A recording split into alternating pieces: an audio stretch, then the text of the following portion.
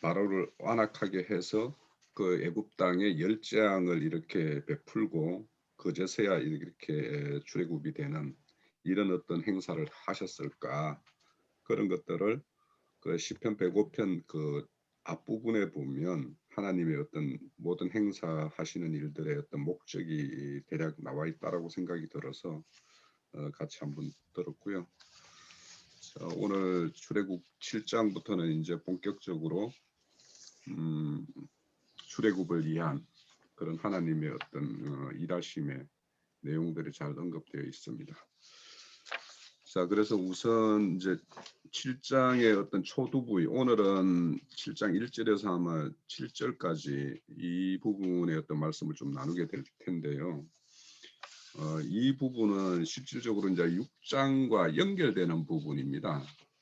그래서 모세와 아론이 지금 그런 어떤 이스라엘과 바로가 자신들이 전하는 말을 듣지 않은 것에 대해서 이렇게 실망감을 보일 때 다시 한번 하나님이 행하실 일과 그래서 그 행하실 일을 통해서 그들을 격려하고 이렇게 다시 바로에게 나아가서 하나님의 뜻을 전하는 이런 일을 행할 수 있도록 하는 어떤 그거는 말씀과 관련이 있어요. 자, 그래서 우선 제가 큰 질문지는 4개를 이렇게 드렸었는데 뭐 굳이 우리가 대략은 이 범위에서 이렇게 논하되 오늘 어떤 말씀 주제는 7장 1절에서 7절까지라는 걸 염두에 두시고 이 말씀을 보시면서 추구하신 말씀들을 이렇게 나눴으면 합니다. 우선은 이제 첫 번째 질문은 내가 너를 바로의 신같이 되게 하였은즉 이렇게 말씀을 해요. 그리고 또 내 형 아론은 너의 어떤 대언자, 애언자죠, 애언자, 대언자가 되게 한다라는 말씀에 대해서 논해 봅시다.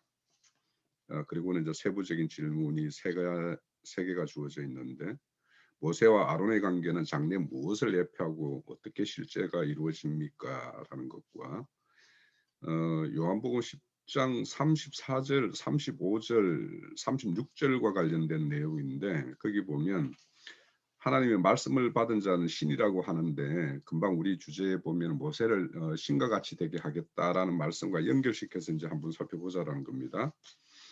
그럼 하나님 말씀을 받은 자는 신이라 하였거든 하고 이 말씀과 우리 성경에 보면 하나님을 이렇게 표현할 때 보면 엘과 엘로힘이 이렇게 혼재되어 있어요. 근데 이제 이 엘로힘과 엘에 대해서 좀 우리가 이해를 좀 가지면 좋겠다 싶어서 이렇게 제시를 했는데 제시하고 나서 제가 이걸 이렇게 공부해 보니까 이 내용이 좀 쉽지는 않아요. 그래서 제가 학적은 못 드리겠습니다만 제가 이따가 이제 엘과 엘로힘에 대해서 제가 이렇게 본 내용을 기회 되면 말씀드리도록 할게요. 그리고 세 번째는 말씀 받은 자와 대언자 모세 아론은 언제까지 이렇게 두 사람이 이렇게 나아가잖아요. 바로에 이런 것이 이게 한시적인 것인가 어느 때가 되면 한 사람 안에서 다 이루어지는 것인가 이런 것에 대해서 나눠보자 하는 어떤 질문지를 드렸습니다. 그래서 이 질문지 내용에 대해서 혹시 뭐 오해가 부족해서 제가 이 질문지 내용의 의미를 다 잘 전달이 되었는지 모르겠는데 우리 형제 자매님들 수준이면 이 의미가 어떤 의미를 말하는지는 뭐 대략 짐작이라도 했었을 거라 믿고 자 본격적으로 이제 시작을 해보죠. 자 지금부터 시작을 합니다. 예. 하는 말씀과 관련해 가지고 엘과 엘로힘에 대해서 우리가 성경을 처음 딱 열면은 태초에 하나님이 천지를 창조하시니라 할 때 그때 하나님이 엘로힘으로 이렇게 기록되어 있어요.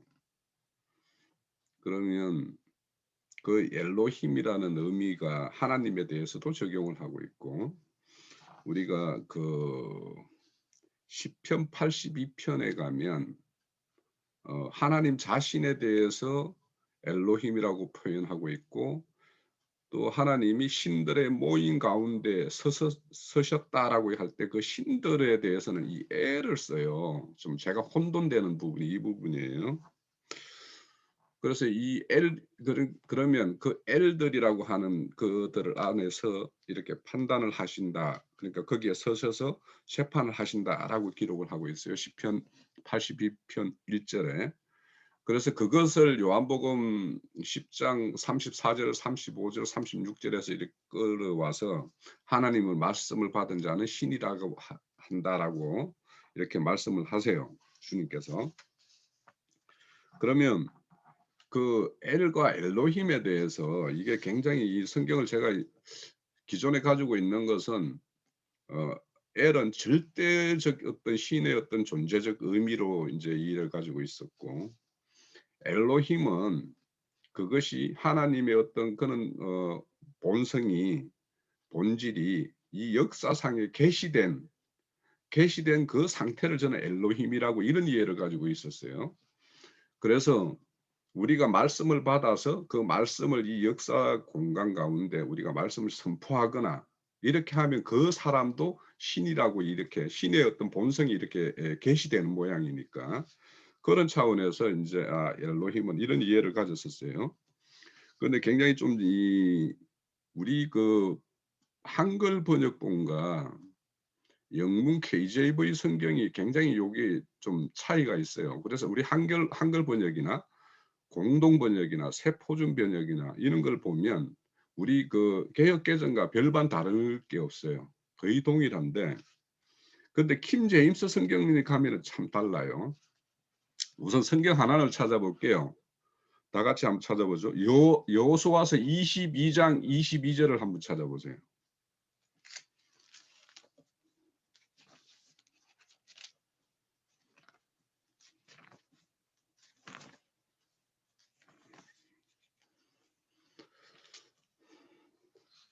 여호수아서 22장 22절 가면 우리 개역 개정에는 전능하신 자 하나님 여호와, 그러니까 이 내용으로 보면 하나님을 이렇게 전능하신 자로 이렇게 수식하고 있고, 그 하나님의 이름은 여호와다, 이렇게 표현되는 것처럼 번역이 되어 있어요.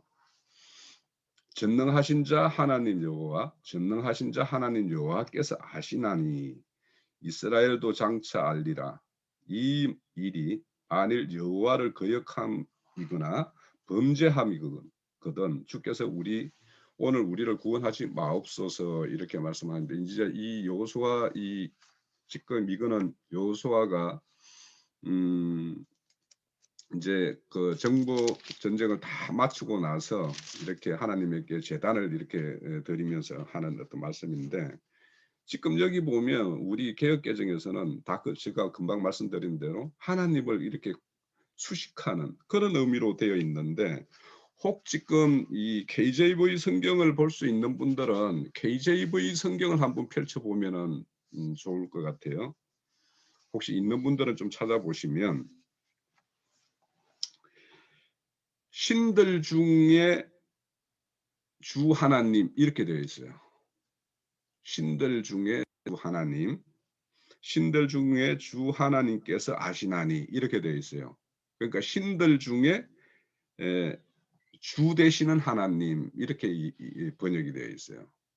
그리고 이제 이거를 영문으로 보면 The Lord God of Gods, 그러니까 신들 중에 신이신 주, 그렇게 이제 되어 있죠.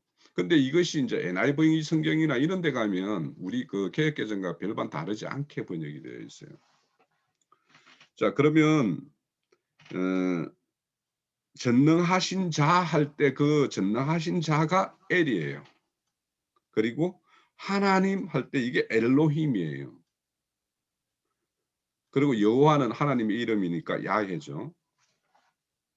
그래서 여기에는 분명히 엘과 엘로힘이 이렇게 구분되어 있어요. 그러니까 신들 중에 신.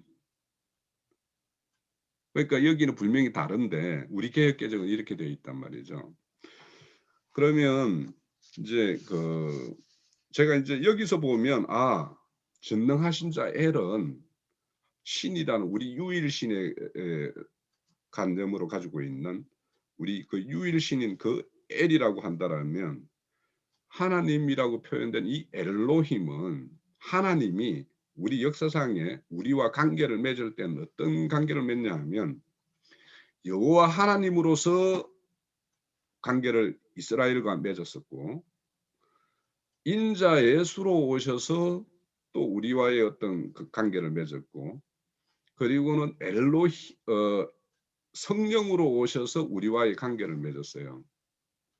그래서 이 엘로힘이라는 걸 이 복수라고 쓰는데 복수라고 쓰는 것을 인제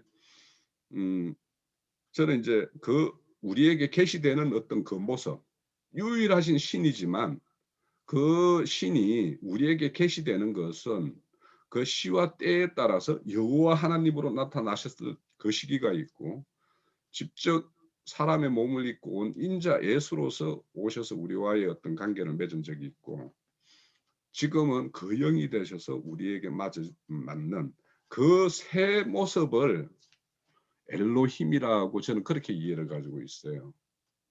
그러니까 그런데 이것이 그러면은 시편에 가면 그 신들의 모임이라고 하는 그 신들을 할 때 거기에 보면 거기에 한번 저 시편에 가면 시편 81편을 한번 가보죠.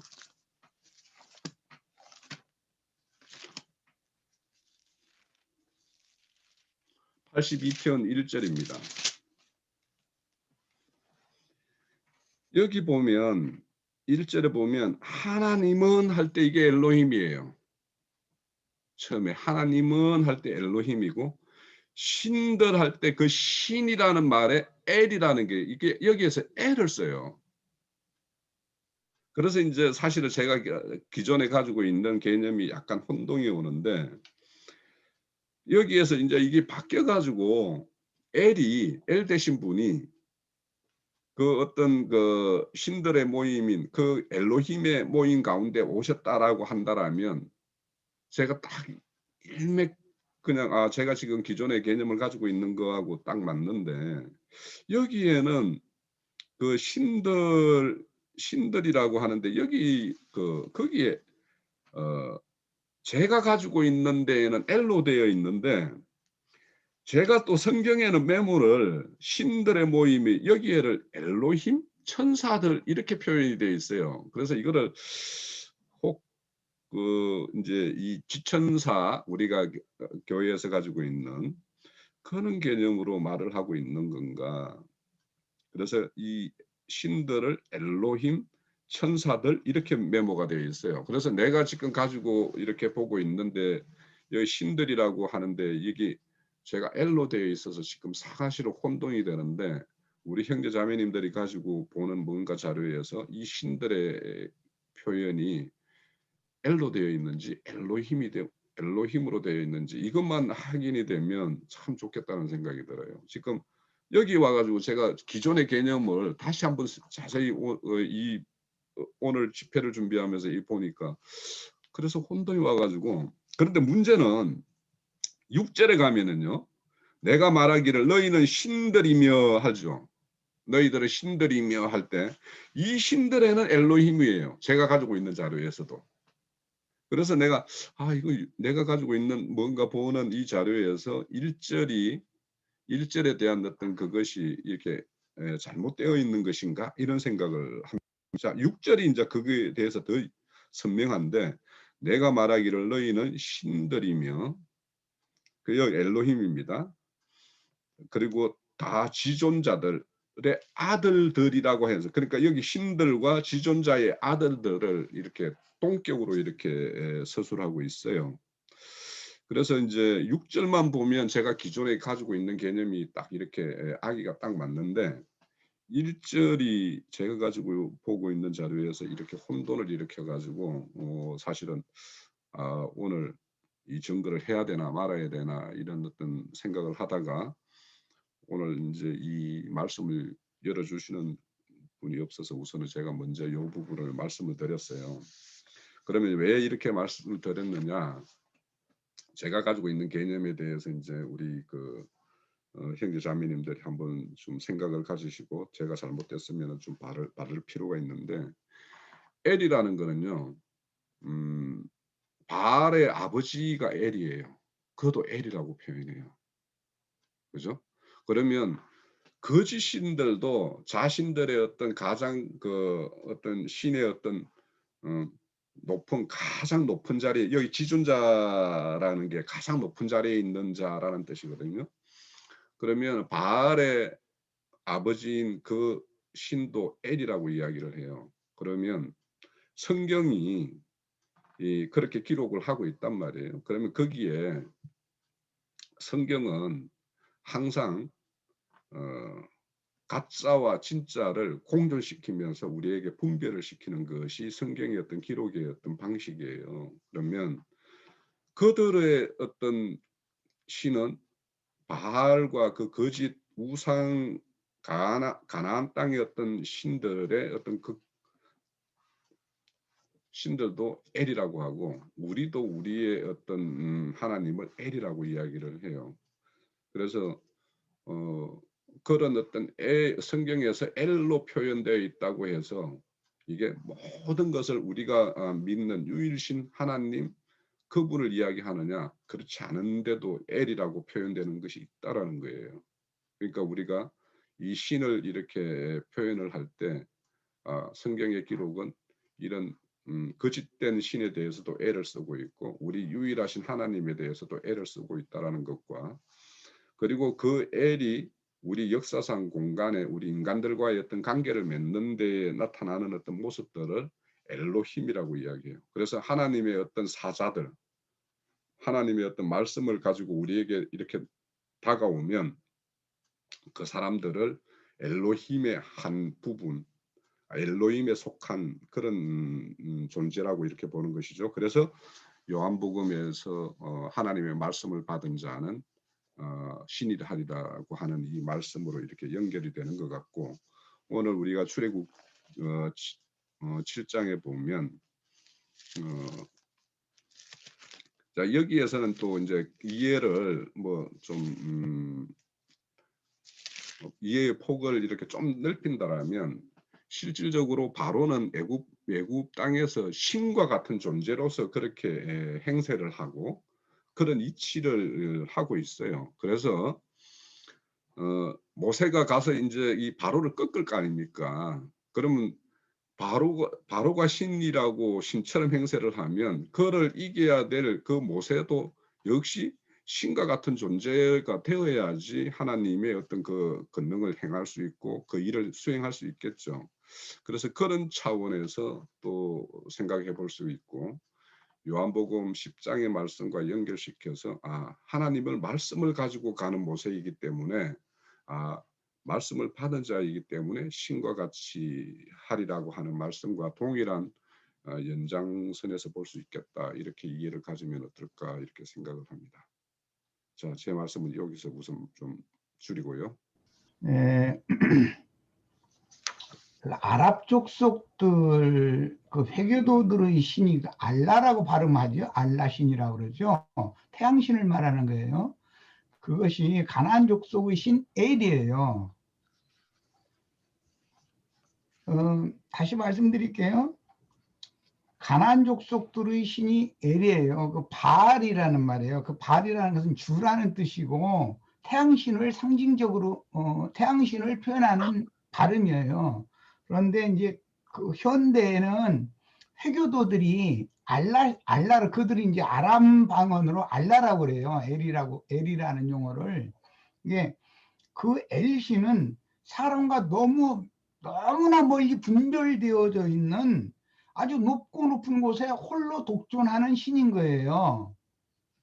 그 개념을 가지시고, 그다음에 이제 엘로힘이라고 하는 용어는 굉장히 이제 복잡한 설명이 좀 필요한데, 엘로힘이라고 하면은 임마누엘의 하나님이라는 개념이에요. 기독교계는 이것을 오해를 해서 삼위일체 하나님 이렇게 지금 오해를 하고 있는데, 지극히 높으신 참 하나님이, 그 하나님이 죄인들과 구속을 이룬 후에 죄인들과 연합되어져서 죄인들을 의롭다고 인정하신 후에 죄인들 속에 함께 살아계신 신, 그 신은 창세기 1장에서 계속 말하는 엘로힘이에요. 그 엘로힘 창세기 1장의 엘로힘과 시편 82편에 나오는 엘로힘은 문법에 있어서 이제 달라요. 발음은 같은데 창세기 1장에 있는 엘로힘은 그 이제 히브리어의 문법을 좀 이게 뭐 한꺼번에 얘기하면 좀 그런데 민이라고 하는 무엇으로부터 또 무엇보다 더욱 뭐 그런 의미를 갖는 전치사에 남성 단수가 어미 이제 그 문장 단어의 꼬릿말에 접속이 돼서 그 히브리어나 헬라어는 합성어가 굉장히 많아요. 그렇게 자음과 결합이 될 때 이것을 자음 접변이다 이래가지고 문장의 형태 자체가 완전히 바꿔지는 거예요. 그건 이제 동사 변화라 그래가지고 굉장히 어려운 문제예요. 이거는 전치사가 또 자음과 이제 결합됐을 때 자음 접변이라고 해서 문장 자체의 형태 변화를 일으키는 거예요. 거기에서는 그라고 하는 정관사로 바꿔지는 거예요. 복수 형태. 그냥 엘로힘 하면 복수 형태지만 그 엘로힘은 민에다가 공성 복수를 합했을 때는 복수 형태가 돼요. 그러지만 남성 단수를 합하면은 그라고 하는 정관사가 되는 거예요. 그러니까 창세기 1장에는 엘로힘이라는 단어가 쓰여 있지만 그 문법을 자세히 이렇게 이제 그 단어 밑에 보면은 문법이 이렇게 쭉 나와 있어요. 거기 보면 남성 단수로 합해져 있단 말이에요. 그렇기 때문에 그런 경우에는 정관사로 사용하는 거예요. 이건 절대관사다 그래요. 불변관사라고 그러죠. 그래서 창세기 1장은 내가 곧 그다. 창조의 근본이신 이는 예수 그리스도. 내가 그인 줄을 너희가 믿지 않냐면 너희 죄 가운데 너희는 거저 죽을 거다. 그리고 나이 넘어서 오지도 못한다. 이 말씀이 거기에 근거하는 말인 거예요. 그러니까 창세기 이제 쉽게 창세기 1장의 엘로힘과 시편 82편에 나오는 엘로힘은 발음은 같지만 창세기 1장의 엘로힘은 그라고 하는 절대관사로 이해를 해야 되는 것이고 시편 82편에 나오는 엘로힘은 말씀을 받은 모든 이들을 말하는 거예요. 사람들을. 이제 구약성경 재판장들, 레위인들인데 그들이 모두 엘로힘들로 표현을 한 거예요. 말씀을 받은 사람들. 우리 형제 자매님들도 히브리어식으로 말을 하자면 다 엘로힘들이죠. 말씀을 받은 자들이니까. 예수 그리스도를 믿는다는 것은 말씀을 받은 것을 말하는 것이니까 받은 사람들이라는 거예요. 그래서 그런 개념에서 계시록 1장의 7 교회의 사자에게 변제하라는 거기가 그게 앙겔로스 천사들이라는 말이에요. 그런 개념을 이해를 하셔야 되겠어요. 그래서 가나안 족속들의 신 엘이에요. 엘인데 사람과 함께 하신 구속을 이루시고 사람과 함께 하시는 하나님은 엘로힘이라고 하지만 그 엘로힘이 절대 불변사의 그라고 하는 관사를 사용해야 되는 엘로힘인지 말씀을 받은 사람들 전체를 말하는 것인지를 이제 구분만 하면 되는 거예요. 일단 여기까지 말씀을 나누고 너무 복잡하게 형제자님이 얘기를 했기 때문에 내가 좀 쉽게 설명을 일단 한 거예요. 그런데 우리 형제자님들은 이 히브리어 뭐 문법 이런 것을 막 길게 얘기하면 복잡하고 어려우니까 거기다 대고 형태 변화 동사를 뭐 자음에다가 붙이면 동사 형태 변화 그다음에 지금 같은 전치사 민이라고 하는 전치사를 자음과 이게 결합시켜 가지고서 자음 접변 그 변화 이런 얘기를 하면 못 알아듣잖아요. 그래서 이렇게 간략하게 설명을 해드린 거예요. 이런 줄 아시고 그거 너무 복잡하게 생각하시지 마시고 창세기 1장의 엘로힘은 임마누엘의 하나님을 말하는 것이다. 이렇게 생각하시고 시편 82편은 말씀을 받은 사람들을 말하는 것이다. 이렇게 똑같은 발음은 같아요. 그러나 문법상 그렇다는 것을 이해를 하시면 되겠어요. 자, 이제 더 나가는 말씀들 같이 나누시기 바랍니다.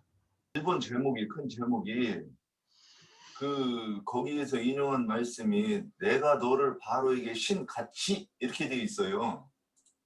저도 이 형제님이 엘과 엘로힘에 대해서 얘기하기 전에 그 부분을 캐치하지 못했고, 인용한 말씀 비슷하게 이 부분을 인용하면 설명할 수 있지 않을까 하는 부분이 이렇게 이제 찾아는 놓았는데, 그래서 이 엘은 잠깐만요.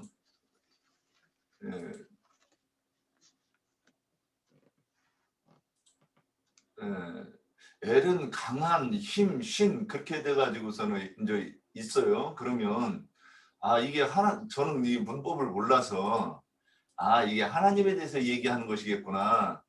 그 다음에 엘로힘이라고 하는 것은 거기 1번은 신들, 2번은 신과 같은 모습, 그리고 이제 3번은 유일하고 참되신 하나님 이렇게 돼 있어요. 그럼 이거 세 가지를 다 이렇게 짬뽕 해가지고 이렇게 어떤 하나의 이미지를 만들면 유일하고 참된 하나님과 같은 모습의 사람을 신들이라고 한다. 제가 이렇게 이제 한번 말을 만들어 봤어요. 그러면 이 부분이 애굽에서 바로에게 신과 같이 보인다, 이 말씀을 저는 이걸 설명하려면 요한복음 10장 32절 10장 32절 보면 한번 가볼까요, 우리? 요한복음 10장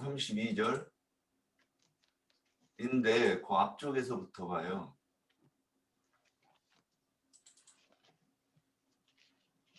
잠깐만요.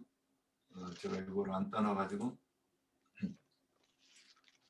유대인들이 예수님이 나와 아버지는 하나이니라 이렇게 말함으로써 이제 이 사건이 터지는 거예요. 24절부터 보면 유대인들이 에워싸고 가로되 당신이 언제까지나 우리 마음을 의혹해 하려나이까 그리스도여든 밝히 말하시오 하니 예수께서 대답하시되 내가 너희에게 말하였으되 믿지 아니하는도다. 내가 내 아버지의 이름으로 행하는 일들이 나를 증거하는 것이거늘 너희가 내 양이 아님으로 믿지 아니하는도다. 내 양은 내 음성을 들으며 나는 저희를 알며 저희를 나를 따르느니라.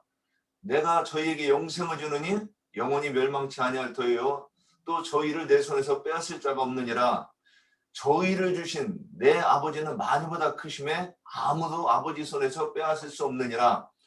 30절 나와 아버지는 하나니라 하신데 유대인들이 돌을 들어 치려 하시거늘 그랬어요. 그래서 그러면 32절에 예수께서 대답하여 하시되 내가 아버지께로 말미암아 여러 가지 선한 일을 너희에게 보였거늘 그중에 어떤 일로 나를 돌로 치려 하느냐.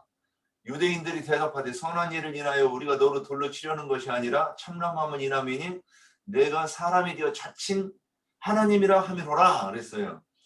34절 예수께서 가라되 율법에 기록한 바 내가 너희를 신이라 하였노라 하지 아니하였느냐. 이렇게 이해하고 그 다음에 마가복음에 6장 3절에 보면 이 사람이 마리아의 아들 목수가 아니냐 야고보와 요셉과 유다와 시몬의 형제가 아니냐 그 너희들이 우리와 함께 여기 있지 아니하냐 하고 예수를 배척한지라. 이 얘기가 뭡니까? 지금 이들이 보는 거는 예수님이 육신을 입고 온 그 속 사람을 보는 것이 아니라 그 신이 거죽을 입고 왔음에도 불구하고 그들이 눈으로 보는 거는 육신으로 보았다는 거죠.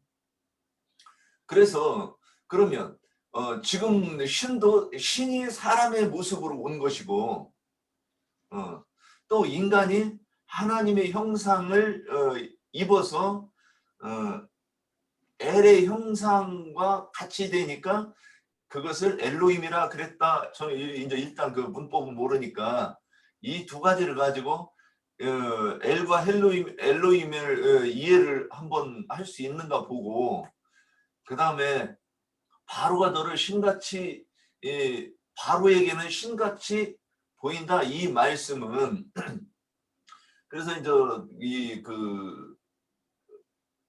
사도행전 14장 12절에 보면 바울과 바나바가 이 전도하는 장면입니다. 그래서 발을 못 쓰는 사람을 일으켰을 때에 그 사람들이 뭐라고 얘기했느냐, 바나바는 스스라고 하고 바울은 그 중에 말하는 자로 험해라 하더라 그러고 그들을 제사장이 그 소를 끌고 와서 제사를 드리려고 하는 장면이 나와요. 지금 그러면 바로에게도 신들로 보였고 지금 이 사도행전에서도 그 사람들이 보일 때는 신들같이 보였다는 거죠. 그건 왜 그랬느냐? 그들에게 능력과 권세가 나타나는 것을 보고 그들이 이 신과 같이 보였다 이렇게 말씀하는 거라고 저는 이렇게 보였습니다. 좀 더 설명할 부분이 여기까지 하고 또 말이 더 여기서 뭐 진행되면 더 하든가 이렇게 하도록 하죠. 여기까지입니다. 좀 시끄러워도 조금 이해 부탁하고요. 그러니까 저도 아까 처음에 이제 L과 엘로힘에 대해서 이렇게 이제 말씀을 전하려고 했는데 계속 순서가 늦어버리니까 말이 또 까먹었어요. 그냥 간단하게 그러니까 L은 그러니까 전능자이신 그리스도 예수를 항상 내가 마음에 담고 있기 때문에 아까 전에 나영자님께서 얘기했듯이 창세기 1장의 L 그리스도 예수님을 말씀하시는 것 같고요. 엘로의 힘은 로마서 8장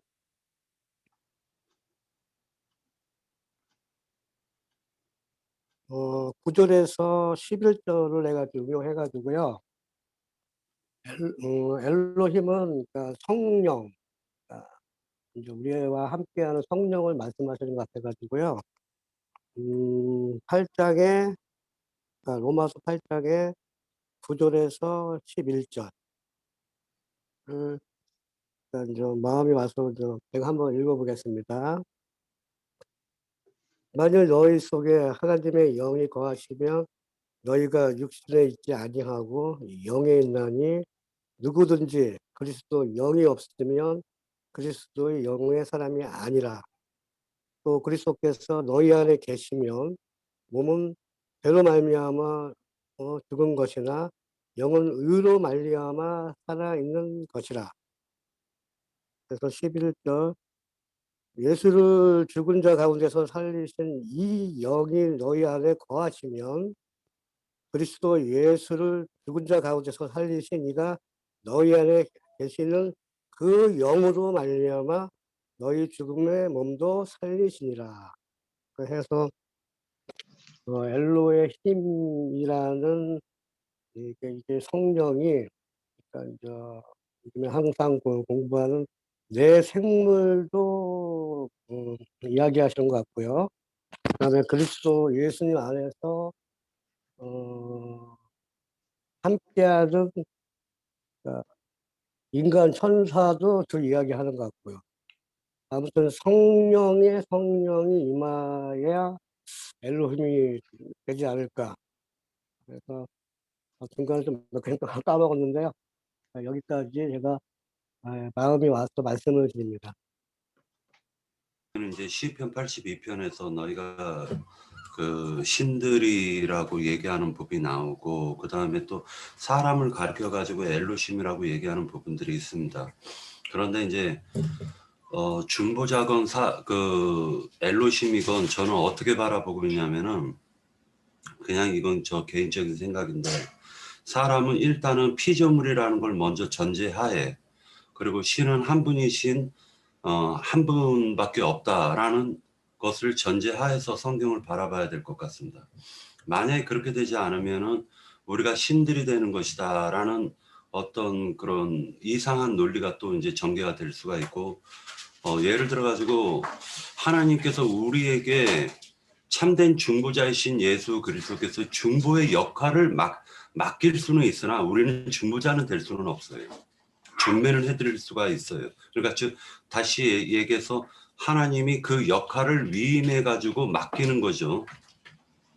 마찬가지로 하나님께서의 역할 가운데서 심판하는 권세가 있어요. 모든 사람을 심판하고 만물을 심판할 수 있는 권세가 있는데 그것을 갖다가 사람들에게 맡겼을 때, 즉 제사장, 재판관 역할을 갖다가 위임했을 때 우리는 엘로힘과 같은 역할은 할 수 있어요. 역할은. 그러나 그 엘로힘, 참된 엘로힘은 될 수는 없는 거죠. 왜? 인간은 피조물이기 때문에. 그런 관점에서 바라보는 것이 가장 옳지 않을까라고 생각을 합니다. 또 한 가지 더 얘기하자면은, 예를 들어 가지고 이걸 갖다 이제 그 예전에 시브리어 헬라어 하셨던 분들이 우리가 엘들이 되는 거다 또는 엘로힘들이 되는 거다, 이거 가지고 굉장히 많은 논쟁을 했잖아요. 그때 다 부질없다라고 생각을 했던 것이, 왜 그런 생각을 가졌냐면은, 문자적으로야 너희가 신의 아들들 또는 신들 가운데 하나, 이렇게 표현할 수는 있어요. 역할이죠, 역할을 얘기할 때 그렇게 얘기할 수는 있지만 실제로 인간은 신이 된 사람은 없어요. 그죠? 그러니까 신은 유일하신 한 분 하나님이에요. 어떤 무슨 조금 나은 인격체를 신이라고 보는 게 아니에요. 성경에서 얘기하고 있는 게 유일하신 한 분 하나님, 유일신 개념이 그렇게 잡혀 있고, 인간들은 하나님이 하시는 일 가운데서 한 가지 일을 위임받아 가지고 선지자와 같이 또는 말씀을 받아서 대언할 수 있는 그런 역할은 할 수 있지만은 그렇다고 해가지고 인간을 갖다가 신의 역할을 할 수는 있지만은 그걸 가르쳐가지고 신이다 또는 신들이다 이렇게 표현하기에는 조금 무리가 있다 이거죠. 그래서 성경에서 얘기하고 있는 것은 너희가 신의 역할은 하나님께서 위임해가지고 시킬 수는 있다. 마찬가지로 모세도 마찬가지로 그림자적 사람으로는 볼 수 있지만은 다시 얘기해서 하나님의 일을 맡아가지고 수행하는 사람으로는 볼 수 있어요.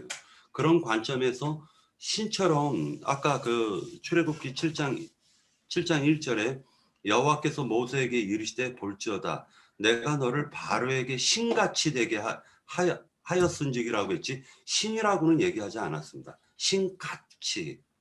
신같이라고 얘기했고, 또 마찬가지로 바울과 바나바가 이방인들이 보았을 때 그 이방인들은 다신교를 숭배했기 때문에 그 신의 모습처럼 볼 수는 있는 거예요. 신선처럼 볼 수는 있죠. 그러니까 그들이 믿고 있는 신은 잡신이고 다신이니까 신의 모습처럼은 볼 수 있지만은 그렇다고 신이 된 상태는 아닐 것이고, 맞죠? 그거는 신의 대리 통치자 역할을 위임받은 그러한 상태로 이렇게 성경에서 얘기하고 있는 엘과 엘로심은 그렇게 정리하는 것이 개인적으로는 그렇게 생각합니다. 우선 지금 제가 이어서 조금만 말씀드릴게요. 출애굽기 7장 1절에서도 그 엘로힘이라고 써요. 신처럼이라고 할 때.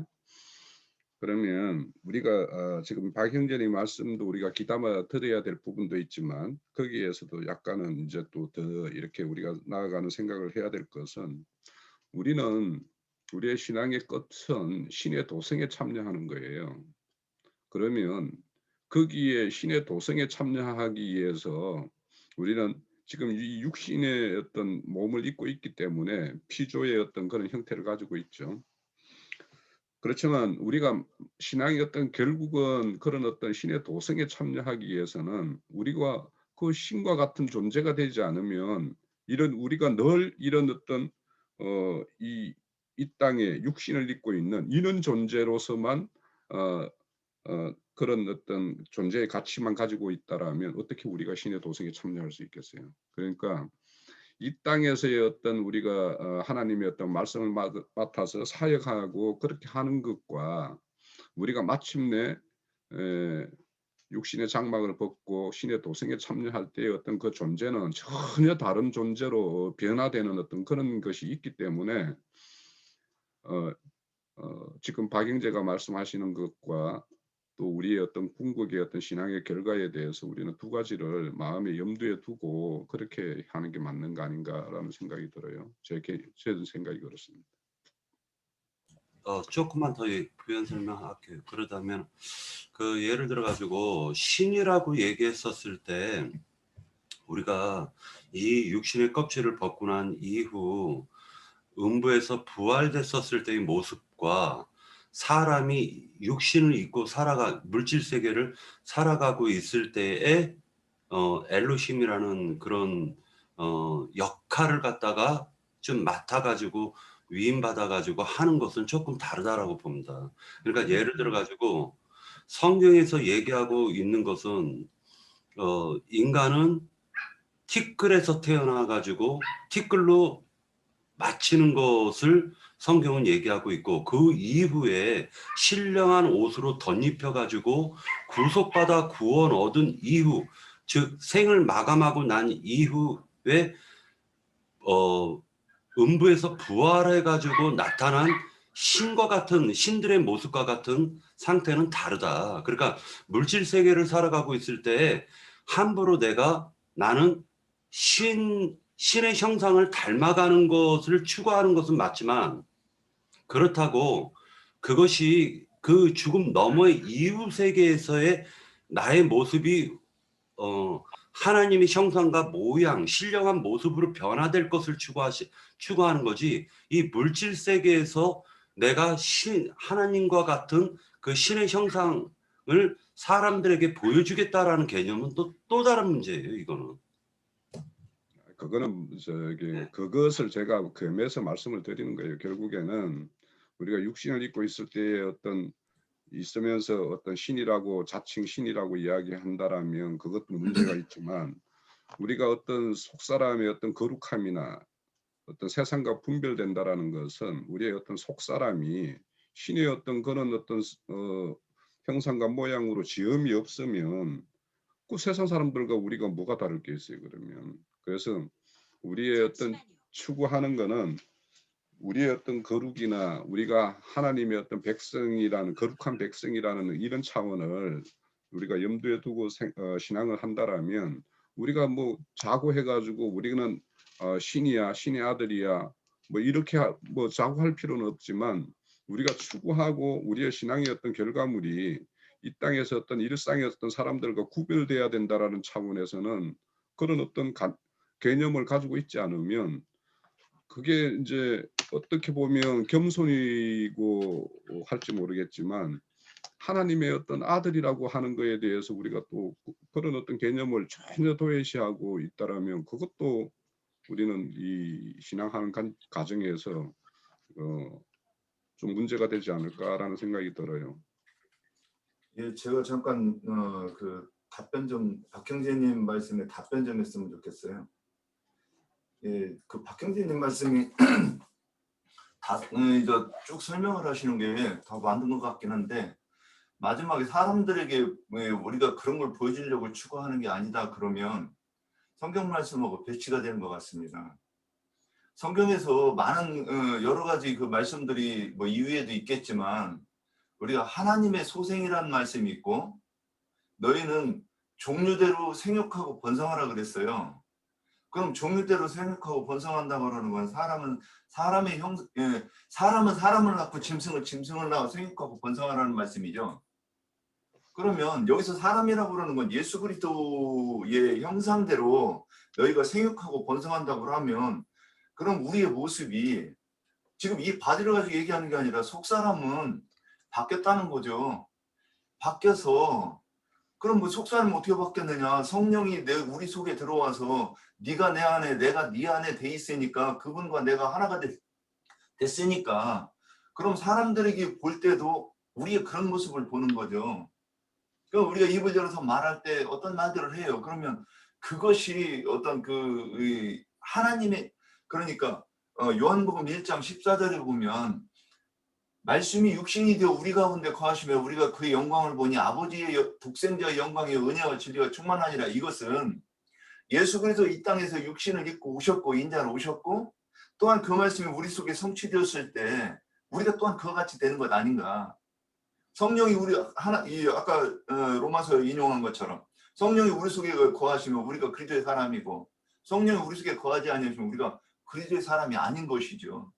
이거는 육신을 입었느냐 안 입었느냐 이 문제는 떠나서 우리가 이미 이 땅에서 실현이 되느냐 안 되느냐 이 얘기지. 우리가 그것을 추구하지 않는다 그러면 이제 좀 오해할 소지가 많이 있고 좀 그렇지 않은가 싶습니다. 그래서 아까 이 1번 질문에서 모세가 이 애굽 사람들에게 신과 같이 보였다 그랬고 아론은 되었냐라고 했으면 모세의 이 말이 아론을 입을 통해서 선포되는 것인데, 그러므로 그 요한복음 1장 14절에서 인용한 것처럼 이번에는 그리스도가 아론의 그 속에 있는 모습으로 바로에게 보였다 이렇게 좀 설명이 돼야 되는 것 같은데, 그러면 우리 또한 이 땅에서 그렇게 보여야 되지 않겠는가? 신이 속에 들어와 있는 사람으로 사람들한테 보여야 되지 않겠는가? 이렇게 말씀 정리하고 싶습니다. 예, 좋습니다. 갈라디아서 4장을 보니까 나오는 얘기인데 성경에서 보면 히오데시아 하나님의 아들이라는 말씀이 나오기 때문에 이 히오데시아 말이 적용되어야 되는 게 아닌가 싶어서 제가 그냥 말씀 갈라디아서 4장 5, 6절을 읽어드리겠습니다.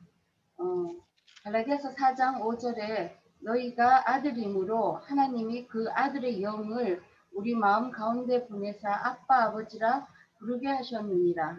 이게 6절인데 6절만 읽었어요. 제가 이 부분을 그냥 말씀 좀 드리고 싶었습니다. 여기까지입니다. 이제 넘어가도록 하죠. 예를 들어 가지고 그 인간이라는 거는 피조예요, 피조. 예를 들어 가지고 창세기 1장에서 보면, 그러니까 창세기 2장, 3장에서 보면은 뱀이 항상 뱀은 너희도 신이 될 수 있다라는 것을 갖다 강조를 해요. 뱀들은. 불교도 너희가 부처가 될 수 있다라고 얘기하는 거예요. 그죠? 그러니까 너희도 신들 가운데 하나가 된다라는 거예요. 그러나 이것은 피조 세계 안에 있을 때, 물질 세계 안에 있을 때에는 인간은 그 이상을 추구하는 존재예요. 신앙을 갖는 것도 지금 나의 이 처지를 갖다가 처지에 지옥에 예를 들어 가지고 이 물질 세계 안에 있을 때에는 완전한 구원이라고 볼 수가 없는 거예요. 완전한 구원이라 볼 수 없어요. 우리가 생을 마감하고 난 이후 세만유 세계 안에서의 누릴 것을 갖다가 이상을 바라보고 꿈을 꾸는 거예요. 그것이 바로 믿음인 거예요. 다시 얘기해가지고 어떠한 꿈을 꾸는 거지, 이 생을 갖다가 통해 가지고 내가 하나님처럼 남들에게 보이겠다, 신과 같이 보이겠다라는 것을 하나님이 우리에게 주신 적도 없는 거예요. 그것은 우리는 하나님의 은혜를 받아 가지고 최종 구원을 향해 구원이 이루어진 이후 생을 마감하고 났었을 때의 그 심판대를 거쳐 가지고 신의 아들들이라 칭함을 받을 수는 있는 거예요. 그때 가서. 그런데 이 물질 세계 안에서 그러면은 구원을 갖다가 한 98% 이루었다고 우리가 신들이 됩니까? 그건 아니잖아요. 윤영재님 안 그래요, 그거? 사람들 앞에서 98% 내가 이룬 걸 남들한테 보여줄 필요가 있습니까? 속에서 이루어지는 건데. 그러니까 이런 부분은 조금 정확하게 하고 넘어가는 게 낫다라고 생각합니다. 예. 박형제님, 오늘 내가 하나님의 아들로 나지 않으면 나하고 하나님 상관없어요. 안 그래요? 하나님의 아들로 난 것과 오늘 하나님의 아들로 난 것과 지금 현재 거듭났다라는 이것은 속에서 이루어진 것이지 사람의 물질 세계 밖에서 보여지는 게 아니잖아요. 이거는. 당연히 생명이 바꿔지는 거예요. 생명이. 그러니까 생명이 바꿔지는 것을 얘기하는데 그것이 사람들에게 보여지는 건 아니잖아요. 물론 보여지는 건 아니지만 이 성경은 생명의 책인데 네네. 생명이 바꿔지는 걸 얘기하는 것이지, 죽었다가 우리가 새로 살아난 사람이라면 그리스도의 생명으로 다시 받은 거잖아요. 그게 분명해져야지. 이게 겉에 자꾸 우리가 신이 되려고 하는 게 아니라 신의 생명을 받아서 신의 아들로 난 거예요. 그러니까 그것은 님이 그렇게 얘기하시는 것도 여기 시편에 있는 것처럼, 우리가 시편 82편에 본 것처럼 하나님은 신들의 모음 가운데에서 서시며 하나님은 그들 가운데에서 재판하시니라 하셨는데, 지금 박형제님이 이야기하시는 것처럼 그렇게 주장을 한다고 할 것 같으면 이 말씀도 쓰지 않는 말씀이 되는 거예요. 왜냐하면 말씀 안에 분명히 신들의 모임이라고 할 것 같으면 이건 엘로힘을 말하는 것이고, 앞에 하나님은 그 유일신 하나님을 얘기를 하는 거거든요. 그렇기 때문에 형제님이 그렇게 주장하시는 것도 여기에 말씀에는 그게 합당하지가 않다 하는 것이 그런 결과를 주지 않나 하는 생각을 해요. 그리고 이렇게 말을 연 김에 또한 또 그 요엘서에도 그 후에 내가 내 영을 만민에게 부어주리, 너의 자녀들이 장래 일을 말할 것이며 하는 그 말씀에서도 내 영을 만민에게 부어준다는 것도 영이 되는 것도 여전히 신인 거거든요. 그래서 그 신을 만민에게 부어준다고 했기 때문에 오늘날에 또 우리가 그 신을 받은 거고요. 그것이 실제로 또 역사적으로도 사도행전 2장 17절에 있는 것처럼 실제로 그 성령이 내려와서 다들 성령을 받는 그런 일이 역사적으로도 일어났잖아요. 그랬기 때문에 말씀을 받은 자는 신이라 하는 것이 그렇게 합당하게 실제로 이렇게 와줄 수 있는 거다 하는 것을 저도 신뢰하는 편이에요. 그 말을 말씀을 드리고 싶었고, 말을 연김에 또 그 1번 문제요. 모세와 아론 관계는 장래에 무엇을 예표하고 어떻게 실제를 이루었나, 우리가 그 얘기를 안 했지요. 그분은 저는 어떻게 생각하냐면 예수님과 장래에 그 예수님과 율법사들, 말하자면 바리새인, 사두개인, 서기관들 전부 공회에서 일하는 사람들, 그런 관계로 이루어지지 않았나 하고 생각을 했어요. 왜냐하면은 그러나 실제로 어떻게 이루어졌나 할 것 같으면은 결국은 모세는 예수님을 예표하는 사람으로서 하나님의 신실한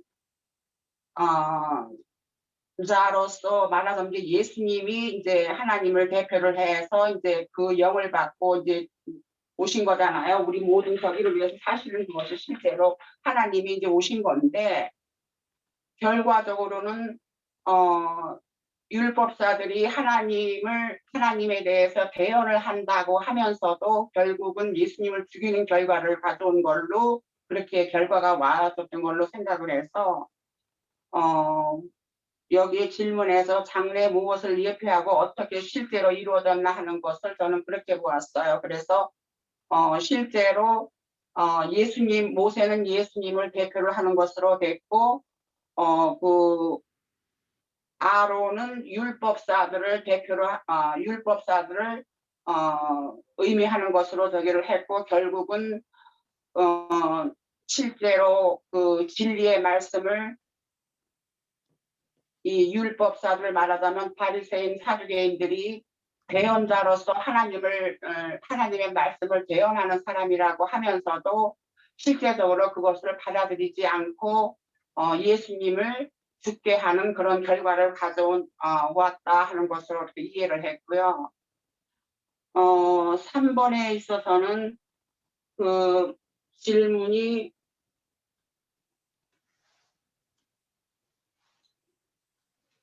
받는 자와 대원자는 모세와 아론처럼 언제나 이렇게 나뉘어서 행하는 것일까 하는 질문에 있어서는 저는 그렇다고 생각을 했어요. 왜냐하면은 하나님은 질서의 하나님이시기 때문에 말씀을 받는 자는 하나님께서 주관적으로 선택하셔서 그 뜻을 보이신다고 생각을 해요. 그래서 그 주관적으로 선택한 사람에게 당신의 뜻을 표현을 하고 모세한테 지시를 하신 것처럼 그렇게 지시를 할 것 같으면은 그 받은 사람은 그 말씀을 가지고 또 이제 오늘날에 있어서는 그 부르심을 받은 사람들한테 그 말씀을 전하고 또 인도를 하는 일이 있겠죠. 그러고 나면은 그 가르침을 받은 사람들은 또 이제 나아가서 그 증인의 역할을 하면서 하나님의 말씀을 대언을 하는 그러한 순서대로 하나님의 뜻이 선포된다고 생각을 해요. 그래서 이제 그 받는 자들은 그러니까 결국은 오늘날에 우리에게 적용을 할 것 같으면은 머리이신 그리스도와 더불어서 몸을 이루는 그 교회를 형성을 함으로써 결국은 그 교회를 통해서 하나님이 뜻하신 바의 그 목적을 이루는 그러한 일로 성취가 되는 것이라 하고 생각을 하기 때문에 대언을 그 질문에 있어서는 저는 이해하는 쪽으로 그렇게 생각을 했어요. 그리고 또 조금 더 내려가면은 그 2번 문제에 있어서 바로의 마음을 완악하게 하고 재앙을 내려도 굴리지 않는 바로라면 이 말씀의 진리는 무엇일까요? 하는 데 있어서는 바로는 세상신을 대표하는 그 마귀잖아요. 마귀를 대표를 하는데 제 아무리 마귀의 그 본질인 그 바로를 하늘을 찌르듯이 악하게 그렇게 완악하게 하셨다고 해도 여호와 하나님은 스스로 계신 자로서 그 빌립보 2장 10절에 보면은 말씀이 어떻게 되냐 하면은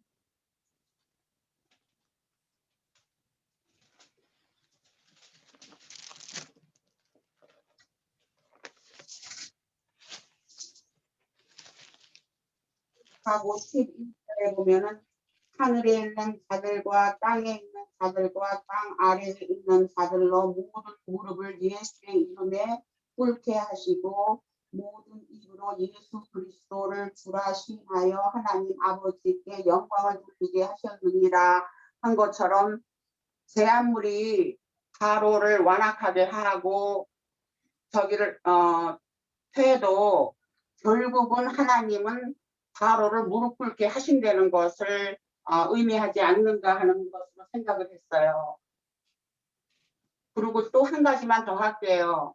그 밑에 그 표징과 이적에 대해서 하여 명확한 이해를 가져봅시다 했는데 표징이라고 할 것 같으면은 영어로 이제 얘기를 하면 내가 시그널이라고 하는데 그거는 이제 말하자면 신호, 뭐 신호기 그런 의미가 있잖아요.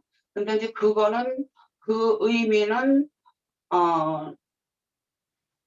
그냥 알게 하는 그런 신호뿐이 안 되는 거잖아요.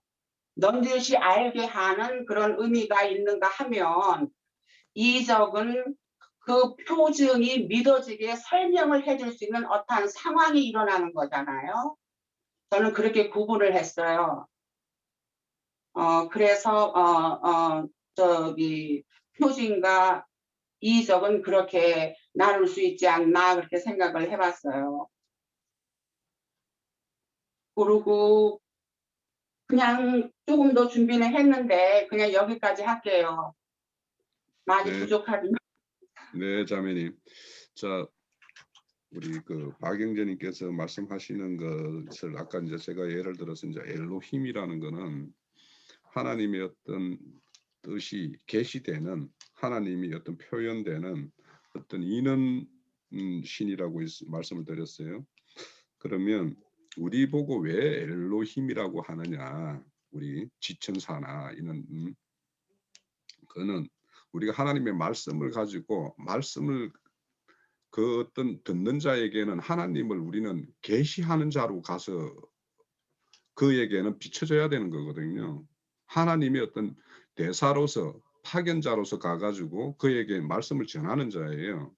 그러면 그에게는 하나님의 뜻이 전달하는 자로서 나아가는 그런 존재들을 다 엘로힘이라고, 그래서 하나님 자신에게도 엘로힘이라는 글을 써요. 그러니까 예수나 뭐 이렇게 다 엘로힘이라고 쓰는데 우리들도 말씀을 받아가지고 남에게 나아가서 하나님의 뜻을 전하는, 그런 하나님의 뜻을 계시해 주는 그런 자로 쓰이는데 용어를 엘로힘 정도로 이렇게 이해를 하고, 그리고 이제 형제님이 염려하는 거는 자칭 나도 신이다라고 해가지고 엘이다라고 해서 이렇게 거짓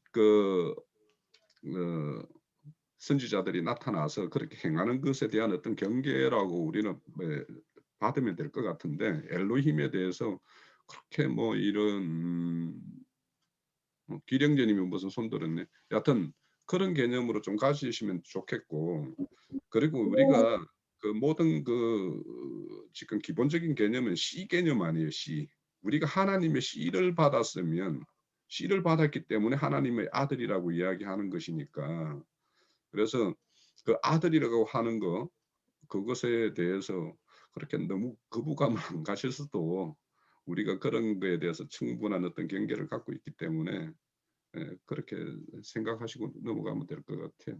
자, 저기 기령제님이 손을 드셔서 먼저 말씀을 주시죠. 예, 말 푸세요. 예. 예. 그 요한복음 15장 16절 좀 제가 읽어보겠습니다. 15절. 예, 이제부터 너희를 종이라 하지 아니하리니 종은 주인이 하는 것을 알지 못함이라. 너희를 친구라 하였노니 내가 내 아버지께 들은 것을 다 너희에게 알게 하였습니다. 너희가 나를 택한 것이 아니요 내가 너희를 택하여 세웠나니 이는 너희로 가서 열매를 맺게 하고 또 너희 열매가 다 있게 하여 내 이름으로 아버지께 무엇을 구하든지 다 받게 하려 함이라. 이제 그 모세와 아론에게 이렇게 증인의 그 시대를 했던 것을 주님이 이제 이렇게 제자들에게 그런 그 친구라 하는 호칭으로 해서, 그래서 이제 주님은 사실은 다 이루신 다음에는 이제 너와 내가 한 뜻으로 그 하나가 돼서 내 증인이 된다 하는 개념을 이제 이렇게 해서 임무를 부여하는 이런 모습들을 봅니다. 친구, 이제 친구라 하는 그런 것은 이제 모든 것을 서로 속속들이 안다 이거죠. 그런 개념 안에서 이제 이렇게 임무를 부여하는데,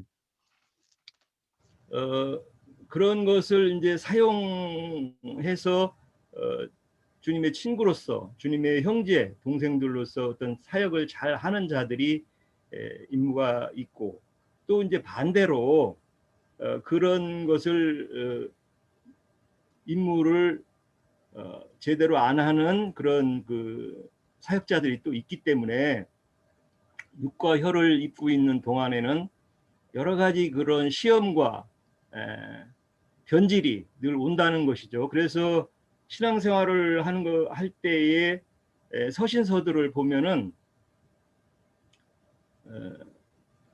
뭐 우리 박영진님이나 홍영진님이 다 이렇게 양면에서 이렇게 서로 증거를 보면서 공존하는 것 같아요.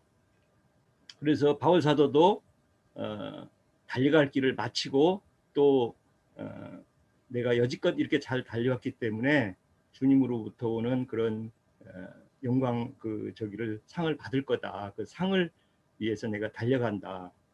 또 뭐 데살로니가전서 5장 20절 때는 너희가 신앙하는 것을 잘 보존하고 진리들을 그대로 잘 유지해서 마칠 때까지 변질과 또 어떤 그 타락이 오지 않도록 다 이렇게 온전하게 진리들을 잘 이해하고 잘 사명을 완수하라 하는 그런 계명들로 이렇게 늘 서신서들은 권면을 하고 있다고 보죠. 근데 이제 뭐 주님도 이제 그래서 늘 내 살과 내 피를 먹지 않는 자들은 나와 상관이 없다 이렇게 말씀하셨듯이, 우리가 그 홍영재님 질문 속에서도 보면 피 뭐 이렇게 뭐 이런 것들을 증거하는데, 우리가 보면은 신앙생활에 늘 어떤 자기 교만이 오고 변질이 오는 형태가 있기 때문에 이런 것들을 경히 여길 수가 없는 것이요. 우리 박영재님 얘기한 한 부분들도 우리 사역자들을 요즘에 보면은 뭐 헬라어, 히브리어 이런 거를 가지고 그 어떤 그 문법 뭐 파싱 뭐 이런 걸 해가지고 그 안에서 무슨 일반 우리 성도들이 잘 모르는 것들을 가지고 이상하게 사람들을 변질시키고 믿음을 떨어지게 하고 아니면 곁길로 나가게 하는 현상들이 하도 많이 우리 신앙세계에 일어나기 때문에 이런 것이 자칫 신앙의 변질로 오는 그런 형태들이 많이 일어나는 걸 우리가 보고 있잖아요. 뭐 근자에도 우리 형제님 안양에서 사역할 때도 늘 보면은 많은 사람들이 왔지만 우리 모임 생활에서도 사람들이 뭐 정말 잘 신앙할 것 같고 그렇게 열심히 있는 자들이 어떤 한순간에 어떤 바람이 불어오면은 그렇게 그냥 돌변하는 이런 상황들을 많이 봐요. 참 저 자신도 뭐 그런 모습들을 보면서 야, 이 신앙이라는 것은 정말 이 끝에 가서를 봐야 되는구나. 예.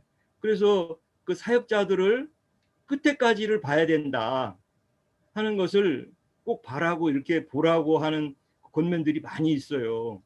사실은 모세를 통해서 아론을 통해서 그 신앙 체계들을 우리가 잘 이해하듯이 모세는 처음에는 그렇게 모세같이 순한 자가 없고 이렇게 이래 하다가도 물론 경륜 때문에 모세의 사역이 비스가산에서 가나안 땅을 보는 걸로 마치는 그런 사역을 주어진 그 책무가 있기 때문에 이제 그렇게 하나님이 운영을 하셨지만은 모세의 사역을 보면서도 어떤 그 사역자의 어떤 한계 이런 것들을 우리가 간과히 할 수 없다는 그런 그 생각이 많이 들어요. 그래서 늘 우리가 달려가는 길에서도 정말 말씀을 끝까지 또 진리 안에서 우리가 추구하는 것들이 열린 마음으로 늘 이렇게 가야 되지 않나 그런 생각을 합니다. 네. 네, 또 이어주시죠. 박형제님은 몇 가지의 문제가 나오면 굉장히 예민하게 반응하시는 것 같아요. 그래서 그렇게 예민하게 반응하시는 문제가 나오면 그 부분에 대해서 말씀하실 때 아예 확정을 때려버리는 그런 이렇게 식으로 많이 말씀하는 것 같이 저는 이렇게 느껴졌어요. 예, 오해일 수도 있어요. 그런데 그렇게 확정해서 이건 이겁니다 이렇게 말씀하시면 이제 나중에 틀려도 그걸 안 바꾸겠다는 것인가 또는 그걸로 정해가지고 우리 공동체가 나와 똑같은 말과 똑같은 생각으로 갑시다 이런 것인가 한번 좀 생각 좀 해주시고 좀 그것 좀 부탁 좀 드리고 싶었어요. 왜 그러냐면 여러 형제들이 형제가 말하는 게 오해스럽게 들리는 부분이 있다고 이렇게 말할 때 좀 한 발 물러서서 이렇게 좀 생각할 수 있는 여지를 주어가지고 그래야 좀 물러나기도 부드럽지 않겠는가 뭐 이런 생각이 들어요. 그래서 제가 성구 몇 가지 더 해가지고서는 이렇게 하려고 그랬었는데 이 두 가지만 더 볼게요. 오직 성령이 너에게 임하시면 너희가 권능을 받고 예루살렘과 온 유대와 사마리아 땅끝까지 내 증인이 된다고 그랬어요. 그러니까 사람들이 우리를 볼 때 뭘 보느냐? 권능을 봐요. 권능을. 그 권능이 뭐냐? 아까 그 사도행전에서는 그 사도 바울이 다리 저는 사람을 일으켰을 때 그러면 우리가 이제 우리한테 그 말이 적용이 될 때는 그 신앙 안에서 영적으로 절름발을 고친다는 걸 우리가 다 알지 않습니까? 그럼 그것을 고치는 것을 그럼 어떤 사람은 그거를 보면서 이 사람이 영적으로 취입했네 이렇게 보고 인정하는 하고 보이는 사람이 있어요. 그 사람들에게는 권능이 있어요. 근데 또 어떤 사람들은 실제로 암이 고쳤다고 말을 하고 또 실제로 뭐 조윤기가 저기 어디 인도에 가서 한 10여 년 전의 얘기입니다. 한국에서는 왜 그런 일이 안 일어났는지 나는 그게 궁금한데 인도에 가서 굳이 이 소아마비를 일으켰다고 그래요. 그래서 인도에서 일어난 일을 카메라로 찍어서 한국에 그 사람이 그 휠체어 타고 오기 전에 우리나라 기도원에서 그런 일 많이 있었어요. 휠체어 타고 왔는데 원래 그 사람을 쫓아가 보면 가서 조사해 보니까 원래 절름발이가 아니었어요. 근데 와가지고 목발 짚고 와가지고 목발 집어 던지고서는 막 할렐루야 난리. 이게 포천에 어떤 여자가 있어요. 네, 최근에 난리친 한 10여 년 전에 난리친 그 막 손톱으로 긁어가지고 아이들 성병 걸리게 한 여자 있어요. 미친년 있어요. 거기서 일어난 일인데 그렇게 했어요. 그럼 어떤 사람은 그것 본능이라고 본다는 거죠. 그럼 우리에게 말씀이 우리가 성령을 받아서 이런 권능을 나타냈을 때 사람들이 우리를 뭐라고 보느냐? 아, 저 사람에게 하나님의 권능이 나타나고 난다고 이렇게 보는 거예요. 그래서 그 사람이 조금 오해하면 신령해 보이고 우상으로 보이고 그렇게 하는 것이고 또 이게 이렇게 바로 양육을 받아서 우리가 훈련 받은 사람들이라고 하면 아, 저분이 성령을 받은 사람이고 저 사람이 성령이 임재하여 진리를 선포하는 것이구나. 그리고 그것이 진리로 들리는 것이 권능이고 그게 신들의 모습이죠. 신들의 모습. 그래서 구약에서는 신들의 모습이라고 표현했고 신약에서는 성령을 받은 사람이라고 저는 이렇게 표현하지 않았는가 생각이 들었습니다. 여기까지입니다. 네. 예, 오늘은 참 토론이 많고 또 풍성한 것 같은데 제가 간단하게만 그냥 저도 준비한 거는 많고 오늘 하루 종일 그 엘과 엘로힘에 대해서 저도 뭐 나름대로 연구는 많이 하고 자료는 많이 봤지만은 그거는 다 생략하도록 하겠습니다. 이미 많이 또 하셨고. 그런데 일단 다른 문제에 있어서 또 제가 꼭 하고 싶은 이야기 몇 가지만 말씀드리고자 합니다. 먼저 모세와 아론의 관계에 있어서 장래 무엇을 예표하고 뭐 또 실제를 이루는가 그랬는데 모세와 아론의 관계에 있어서는 모세는 하나님의 말씀을 받은 자이고 그 다음에 또 아론은 모세에게 받은 말씀, 모세에게서 또 들은 말씀을 또 바로에게 직접 대언하는 그런 관계잖아요. 저는 이 구절을 보면서 묵상하면서 하나님께서는 모세에게 말씀하시고 또 모세는 또 아론에게 이야기하고 이건 하나님의 말씀의 경로가 보이는 거죠. 예, 하나님의 말씀의 흐름이 어떻게 넘어간다는 것을 이제 저는 생각해 봤는데 우리 신약으로 넘어오자면은 아버지에게서 말씀을 받아서 인자 예수님이 그 아들로 오셨죠. 예, 말씀을 받아서 인자 예수님으로 오셨고 그 예수님은 또 제자들에게 말씀을 또 통로로 열어주셨죠. 그런 관계에서 보면은 하나님의 말씀의 통로가 계속 이어져 가야 되는데 계시가 내게 임하면은 내가 말씀을 받았지만은 또 말씀을 전달하는 그런 전달자가 되어야 된다는 생각이 들었거든요. 바로 이러한 삶이 바로 엘로힘의 삶이 아닌가 저는 그렇게 생각이 됩니다. 기성교계는 그런 하나님의 말씀의 통로가 다 막혀버렸잖아요. 잘 아시는 것처럼 각종 신학이나 그 다음에 인본주의 사상이나 종교적인 사상이나 도덕적인 그런 사상 때문에 그 말씀의 통로가 다 막혔지만은 참 우리는 다행스럽게도 그 생명의 말씀의 통로를 우리는 지금 가졌잖아요. 가졌는데 가지기만 할 것이 아니라 우리가 또한 전달해야 된다는 그 사명, 엘로힘의 그 역할을 우리가 해야 된다는 것을 이제 깨달았기에 다시 한번 이 말씀을 나누고자 합니다. 모세는 이제 하나님께서 말씀하시기를 모세는 바로에게 신같이 했다 그랬는데 그 다음에 아론은 대언자가 된다 그랬는데 저는 생각하기에 모세는 그 신같이 된다는 말은 모세가 하나님의 말씀을 맡은 자라는 그 의미가 저는 강하다고 생각이 돼요. 모세 자신이 어떤 신의 그런 모습이 아니라 단지 하나님의 말씀을 가졌기 때문에 하나님 바로 앞에서는 신적인 그런 존재로 느끼게 하겠다는 그러니까 하나님의 말씀의 위대함을 표현하는 의미라고 저는 그렇게 보는 거죠. 아까 윤영재님도 말씀하셨지만은 사도행전 14장 12절에 가면은 그 바울과 바나바가 이제 기적을 행했잖아요. 그 기적을 행하는 데에 걸어본 적이 없는 그 사람은 바울은 아무렇게나 그냥 하나님의 그 능력을 행하진 않았거든요. 그 걷지 못하는 자에게 구원 얻을 만한 믿음이 있다는 것을 봤어요. 구원 얻을 만한 믿음이 있었기 때문에 바울이 하나님의 그 말씀의 권능으로 그 자를 치료했잖아요. 그랬을 때에 그 루스드라 지방의 사람들이 바울과 바나바를 험해와 서서라고 그렇게 신격화하려고 했는데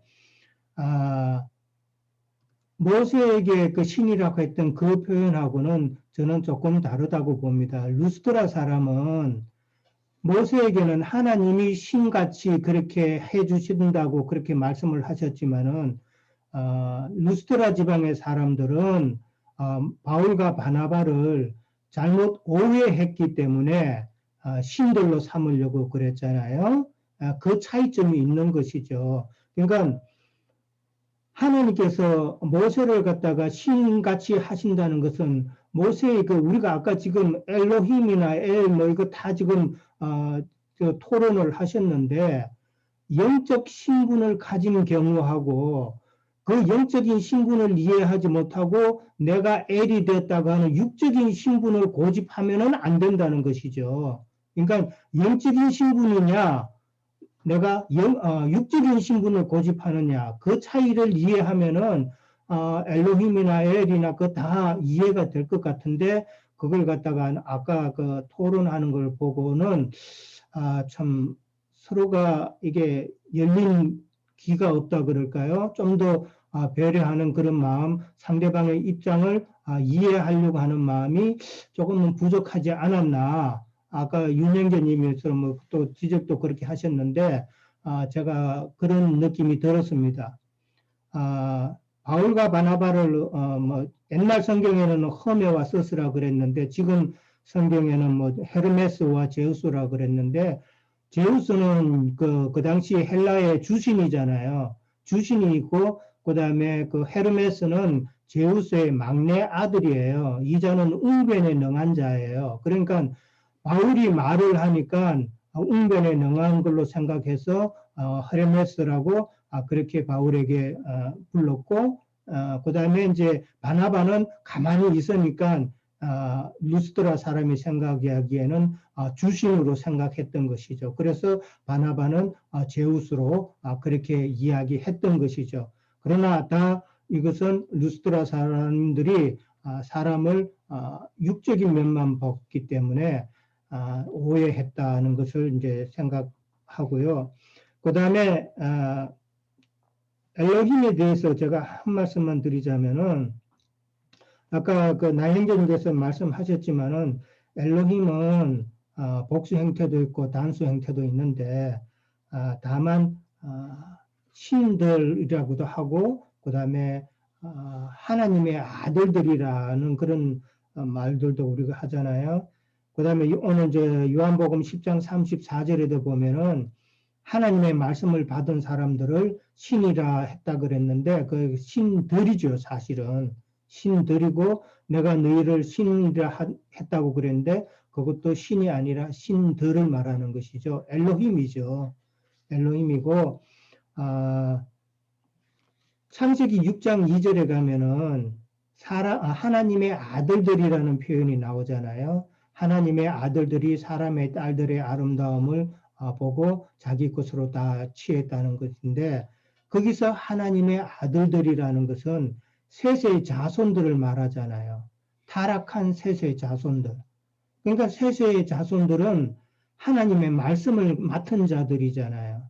그런 의미에서 하나님의 아들들이라고 표현을 했거든요. 그렇게 보면은 요한복음 10장 34절에 하나님의 말씀을 받은 자들을 신들이라고 했다는 그 문맥과 좀 연결해서 보면은 우리가 좀 이해가 되지 않을까 생각이 됩니다. 또 성경에 보면은 모든 하늘들이라는 말도 있고 그 하늘들이라는 말이 있잖아요. 모든 하늘들이라는 것은 이제 엘로힘이죠. 의인의 영들이고, 엘로힘은 아까 누가 말씀하셨는데 치천사도 이제 치천사라도 이야기가 되잖아요. 그 하늘은 바로 예수 그리스도의 영을 이야기하는 것이다라고 그렇게 이제 간단하게 이제 생각을 합니다. 다른 할 말씀이 많지만 일단 거기까지만 그렇게 하고요. 그 다음에 희장 사건 후에 모세와 아론이 언제까지나 이렇게 나누어져 행하는 것인가 하는 문제에 있어서는 희장 사건 전에 구약에 있어서는 제사장을 통해서만이 이스라엘 백성들이 하나님의 말씀을 듣기 때문에 그런 관계가 성립이 될 수가 있죠. 나누어서. 그러나 희장 사건 후에는 만인 제사장이 되잖아요. 만인 제사장이 되어서 우리가 직접 듣고 또 말씀을 전하는 그런 관계가 성립이 되는 것이죠. 모세와 아론을 두 사람으로 분리해서는 안 된다고 제가 오래전에 한번 이야기한 것 같은데 내 안에 모세가 있고 내 안에 아론이 있는 거예요. 내가 하나님의 말씀을 받은 입장에서는 모세 입장이고 또 내가 하나님의 말씀을 전거하는 입장에서는 아론의 입장이 되어야 되는 것이죠.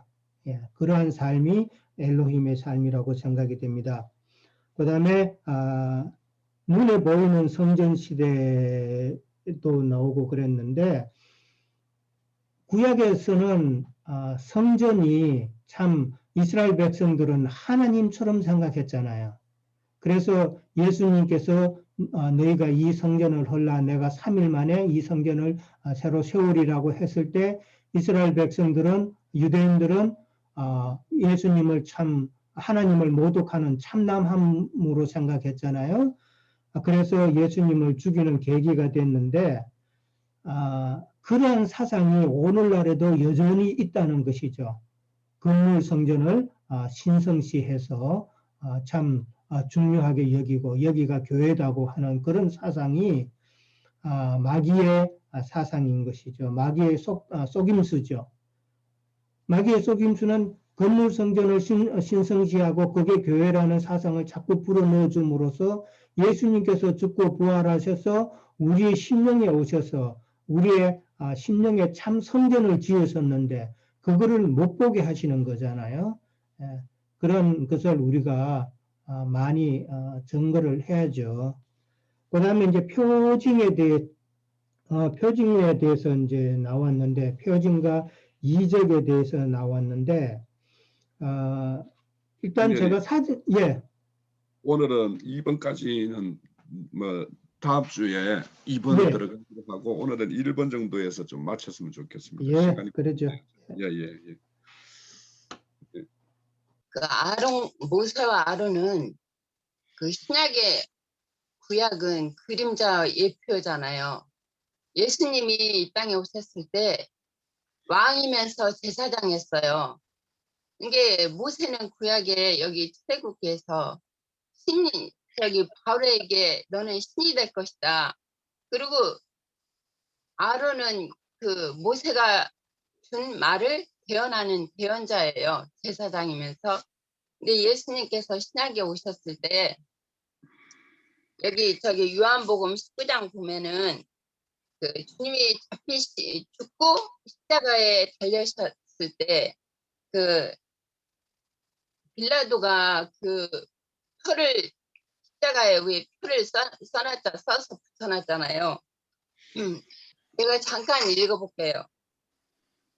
그들이 예수를 마침에 예수께서 자기 십자가를 지시고 골고다 히브리 말로 헤골이라 하는 곳에 가시니 그들이 거기서 예수를 십자가에 못 박히실 때 다른 두 사람도 그와 함께 좌우에 못 박히니 예수는 가운데 있더라.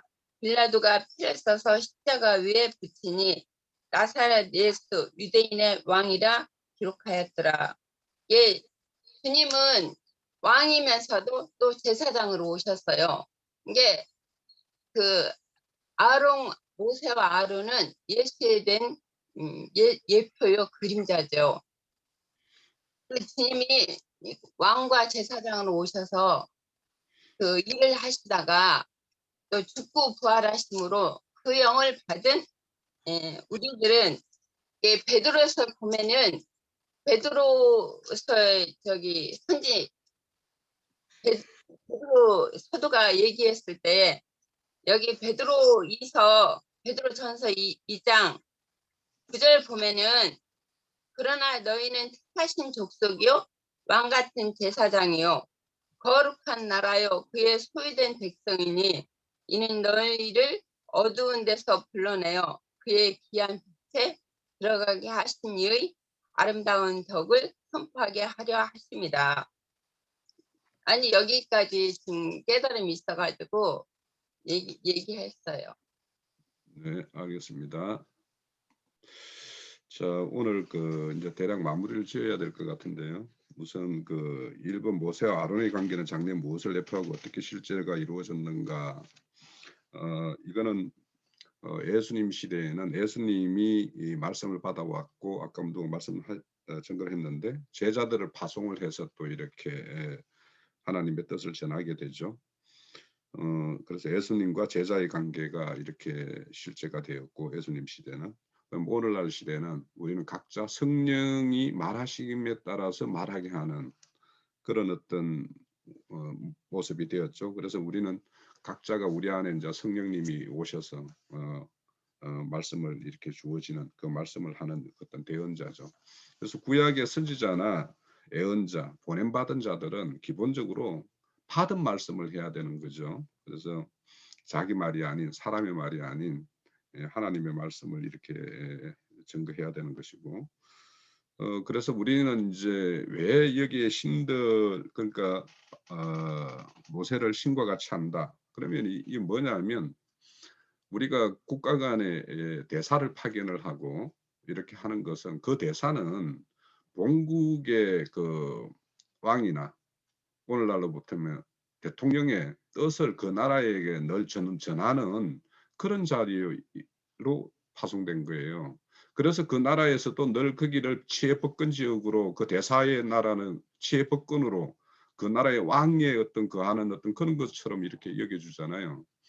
그래서 우리가 어떤 그런 대사의 어떤 자격으로 가는 것이기 때문에 그래서 어떤 신의 어떤 그런 어떤 이치를 가진다 이렇게 좀 이해를 하시면 좋지 않을까 싶고 그리고 이제 오늘날 우리 같은 경우는 이제 아까 이제 유행전이 말씀드린 대로 성소와 지성소가 이제 나눠지기 전에는 대제사장이 들어가서 늘 말씀을 1년 1차 말씀을 받아서 그 백성들에게 전달을 했지만 지금은 이제 누구라도 하나님을 직대할 수 있는 그런 어떤 시대죠. 그래서 이제 그리고 이제는 앞서서 말씀드렸듯이 보이는 성전이 아닌 우리의 어떤 신이 우리 가운데 임한 그런 어떤 성전 이룸의 어떤 시대를 우리가 살기 때문에 우리는 그 성령님께서 우리에게 일러주는 말씀 그래서 그 말씀을 받아서 나아가서 이렇게 증거할 때 그것이 두 정인의 어떤 모습으로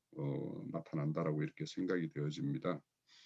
오늘 1번 문제, 우리 2번 문제도 이제 여러 가지 이제 세부적인 게 많아서 2번 문제는 다음 주에 이 시간에 이제 우리 논하기로 하고 오늘 1번에 국한해서 이제 오늘 마무리를 짓고자 합니다.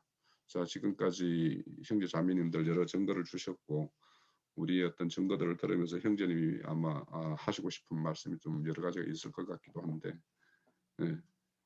그냥 예, 예, 잠시 예. 쉬었다가